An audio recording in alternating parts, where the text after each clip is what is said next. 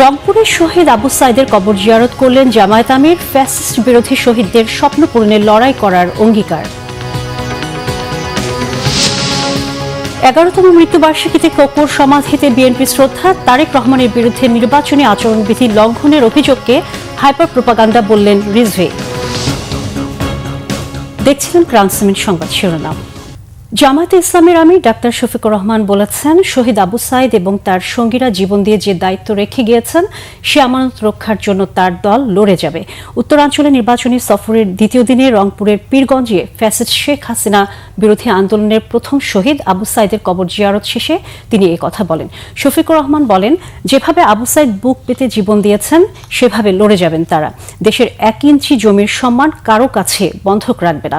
জীবন যাবে কিন্তু অন্যায়ের কাছে মাথা নত করবে না জামায়াত, মন্তব্য ডাক্তার শফিকুরের। এর আগে কবর জিয়ারত শেষে শহীদ আবু সাইদের পরিবারের সদস্যদের সঙ্গে সাক্ষাৎ করেন শফিকুর রহমান। আমরা তাদের স্বপ্ন বাস্তবায়নে কাজ করে যাব ইনশাআল্লাহ। আমাদের নিজস্ব কোনো এজেন্ডা নাই। আপনারা দেখেছেন 5 আগস্টের পর থেকে 24 সালের এ পর্যন্ত আমরা কোনো চাঁদাবাজি করি নাই, আমরা কোনো দখলদারি করি নাই, আমরা কোনো দুর্নীতি করি নাই, আমরা মামলা দিয়ে মানুষকে হয়রানি করি নাই, আমরা কারো উপর ব্যক্তিগতভাবে প্রতিশোধ নেই নাই। বরঞ্চ আমরা চেয়েছি একটি শান্তির বাংলাদেশ গঠন করার জন্য জাতিকে ঐক্যবদ্ধ করতে।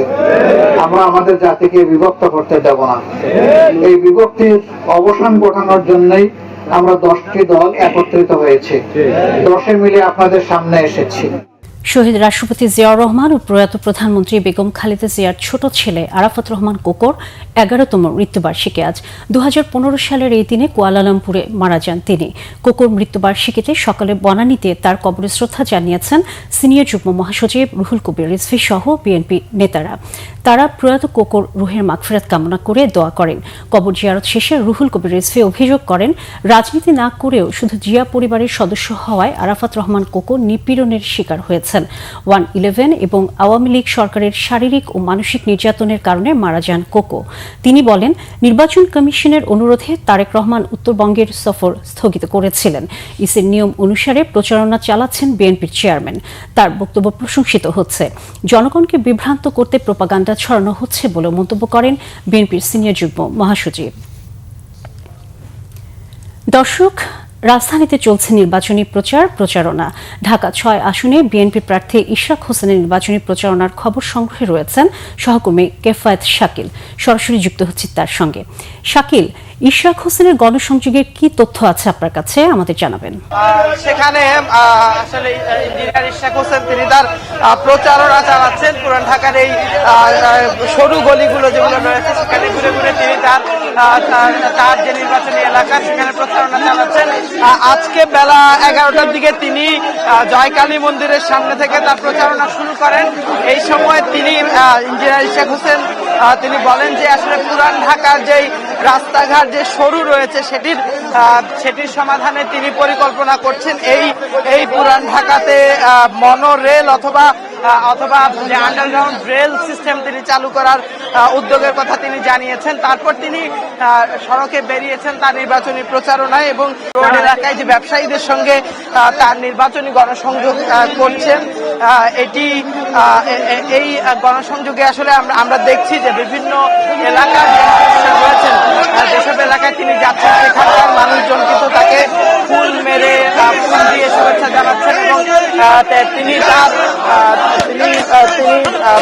তার যেই নির্বাচনী প্রতিশ্রুতি বা তার যেই ইশতেহার তিনি কিন্তু তুলে ধরার চেষ্টা করছেন। এই মুহূর্তে রয়েছে আমরা আজকে আপনি নবাবপুর রোড এলাকায় আমরা আজকে পুরান ঢাকার ওয়ারি এলাকায় 38 নম্বর ওয়ার্ডে গণসংযোগ করছি। এখানে আমরা ব্যবসায়িক কেন্দ্রবিন্দু, এখানে আমরা ব্যাপক সাড়া পাচ্ছি। আপনারা দেখতে পাচ্ছেন চারদিক থেকে ব্যবসায়ী ভাইয়েরা ওনারা নেমে এসেছে এবং তারা বিপুল ভোটে আমাদের জয়লাভ করিয়ে ধানের শীষ মার্কায় এই আসনটি ঢাকা 6 আসন বাংলাদেশ জাতীয়তাবাদী দলকে ভোট দেব ইনশাআল্লাহ। আমাদের অঙ্গীকার হলো যে আমি যদি ব্রডলি দুইটা ক্যাটাগরিতে ভাগ করি, একটা হলো যে দীর্ঘমেয়াদে বাংলাদেশে যে সংস্কার প্রস্তাবগুলো করে বাংলাদেশকে একটা গণতান্ত্রিক এবং স্বাধীন বাংলাদেশে আমরা সার্বভৌম বাংলাদেশ হিসেবে গড়ে তুলতে চাই। আমরা চাই স্থায়ীভাবে এখানে গণতন্ত্র প্রতিষ্ঠা পাক। সেটার জন্য যে সংস্কার প্রস্তাবগুলো আমরা এগ্রি করেছি সকল রাজনৈতিক দল মিলে, সেটা যেমন আমরা প্রতিশ্রুতি দিচ্ছি। এর পাশাপাশি আমাদের এখানে যে স্থানীয় সমস্যাগুলো রয়েছে, এখানে যানজট, জলাবদ্ধতা, গ্যাসের সংকট, তীব্র নোংরা আবর্জনা, ময়লা এবং অন্যান্য যে নাগরিক সমস্যাগুলো রয়েছে সেগুলো প্রবল আকার ধারণ করেছে। দীর্ঘদিন যাবত আমাদের এই অঞ্চল অবহেলিত। আমরা এই সকল সমস্যা নিরসন করতে চাই। পাশাপাশি আমরা আইন শৃঙ্খলা পরিস্থিতির উন্নতি ঘটিয়ে এখানে যাতে নারী পুরুষ সকল শ্রেণী পেশার মানুষ, সকল বয়সের মানুষ নির্ভয়ে নির্বিঘ্নে চলাফেরা করতে পারে, সেটা আমরা প্রতিষ্ঠা করতে চাই। সেই পরিবেশ আমি আশাবাদী ইনশাআল্লাহ। আমি আমাদের ঢাকা 6-এর কথা বলতে পারি, এখানে অবশ্যই এক নির্বাচন সুষ্ঠু হবে, কারণ আমরা সকলেই যারা প্রার্থী রয়েছি আমরা এটার ব্যাপারে কমিটেড, আমরা ঐক্যবদ্ধ। আমাদের এই অঞ্চলের যে জনগণ দীর্ঘ 17 বছর ওনারা ভোট দিতে পারে নাই, নতুন ভোটাররা ভোট দিতে পারে নাই, অতএব তাদের প্রত্যাশা অনুযায়ী এখানে একটা সঠিক সুষ্ঠু নিরপেক্ষ নির্বাচন অনুষ্ঠিত হবে ইনশাআল্লাহ। দর্শক, আপনারা শুনছিলেন ইঞ্জিনিয়ার ইশরাক হোসেন বলছেন যে সাথে ধন্যবাদ আপনাকে। রাজধানীর বাইরে বিভিন্ন জায়গায় প্রচারণায় ব্যস্ত সময় পার করছেন প্রার্থীরা। নাটোর 2 আসনে প্রচারণা শুরু করেছেন বিএনপি মনোনীত প্রার্থী ও অ্যাডভোকেট এম রুহুল কুদ্দিস তালুকদার দুলু। তিনি বলেন, দীর্ঘদিন দেশে নির্বাচন হয়নি, নির্বাচনের জন্য মানুষ অপেক্ষায় ছিল। সদরের তেবাড়িয়া এলাকায় নির্বাচনী প্রচারণায় গিয়ে তিনি এসব কথা বলেন। এদিকে সিলেট 1 আসনে গণসংযোগ শুরু করেছেন বিএনপি মনোনীত প্রার্থী খন্দকার আব্দুল মুক্তাদির। নগরীর জিতু মিয়ার পয়েন্ট থেকে বিভিন্ন এলাকার সাধারণ মানুষের সঙ্গে কুশল বিনিময় করেন তিনি। মুক্তাদির বলেন, মানুষ বিএনপির উপর আস্থা রাখতে চায়। এবার একটি ভিন্ন রকম খবর।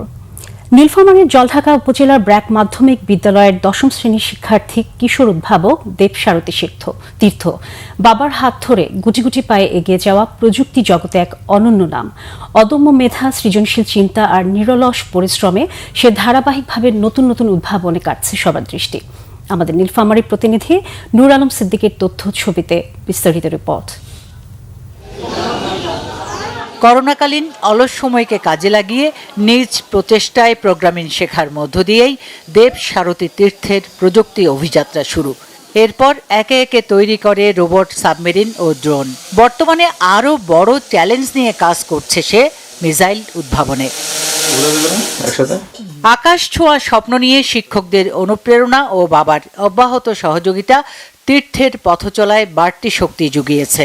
জাতীয় ও আন্তর্জাতিক বিভিন্ন প্রতিযোগিতায় অংশ নিয়ে এরই মধ্যে সে অর্জন করেছে 300টিরও বেশি সনদ। তার উদ্ভাবিত missile, rocket, multifunctional drone, submarine দেশব্যাপী 405টিরও বেশি দলকে পেছনে ফেলে আন্তর্জাতিক ইনোভেশন ওয়ার্ল্ড কাপে জায়গা করে নিয়েছে। আগামী 28 জানুয়ারি শুরু হতে যাওয়া এই প্রতিযোগিতায় জলঢাকার তীর্থ দেশকে প্রতিনিধিত্ব করবে।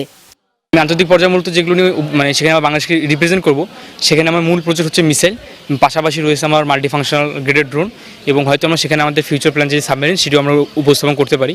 সরকারি বা বেসরকারি প্রতিষ্ঠান যদি আমাকে এই বিষয়ে সহযোগিতা করে, আর্থিকভাবে বা আমাকে সাপোর্ট দিতে পারে, তো আমি আমার বাংলাদেশকে আন্তর্জাতিক মঞ্চে ভালো কিছু উপহার দিতে পারবো।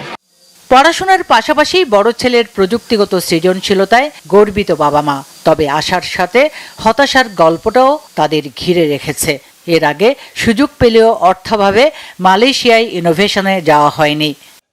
ছোট থেকে যে প্রোগ্রামগুলো করছে, আন্তর্জাতিক পর্যায়ে যাওয়ার আগ পর্যন্ত যে খরচগুলো, সেগুলো আমরা ফ্যামিলিগতভাবে সাপোর্ট দিয়েছিলাম, এই জন্য এইসব করছে। সরকার কর্তৃক বা যে আরও উন্নত অনেক প্রতিষ্ঠান আছে যারা এগুলোতে স্পন্সর করে, আমি চাচ্ছি যে এই ধরনের যদি কেউ সাপোর্ট করে আমার ছেলেকে, সে দেশে যেমন সে গোল্ড মেডেল নিয়ে আসছে, আমার বিশ্বাস সে ভবিষ্যতে সে আন্তর্জাতিকভাবেও সে গোল্ড মেডেল শুধু না, সে দেশের হয়ে অনেক কিছু সে নিয়ে আসতে পারবে। সে আমার স্কুলে একটা গর্ব। সে তাকে কেন্দ্র করে অনেক শিক্ষার্থী আসলে বিজ্ঞানমুখী হয়ে গেছে, প্রজেক্ট তৈরি করতেছে, আগ্রহ বেড়ে গেছে। যথাযথ আর্থিক ও প্রাতিষ্ঠানিক সহায়তা পেলে তীর্থ ভবিষ্যতে দেশের প্রযুক্তি খাতে বড় পরিবর্তন আনতে পারবে এবং আন্তর্জাতিক অঙ্গনে আরও বড় সাফল্য অর্জন করবে।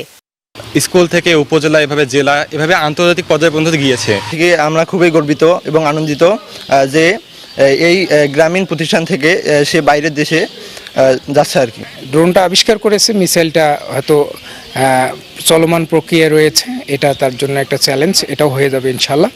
তো এটা নিয়ে সে আন্তর্জাতিক পর্যায়ে ইন্দোনেশিয়াতে যাচ্ছে, এটা ভেবে সত্যিই আর কি মানে নিজের কাছে গর্বিত মনে হচ্ছে।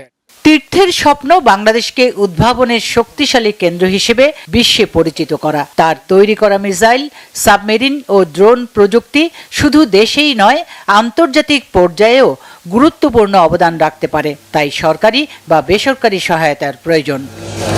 Bangla vision news desk. এই ছিল এখনকার মতো। পরের সংবাদ দুপুর 2টায়। এর আগে একটাই রয়েছে নিউজ টপ 10, দেখার আমন্ত্রণ রইল। এছাড়া বাংলা ভিশন সংবাদ ও সংবাদ সংশ্লিষ্ট অনুষ্ঠান দেখতে ভিজিট করুন www.bfnews24.com, facebook.com/banglavisionnews এবং সাবস্ক্রাইব করুন youtube.com/banglavisionnews। এতক্ষণ সাথে থাকার জন্য ধন্যবাদ সবাইকে।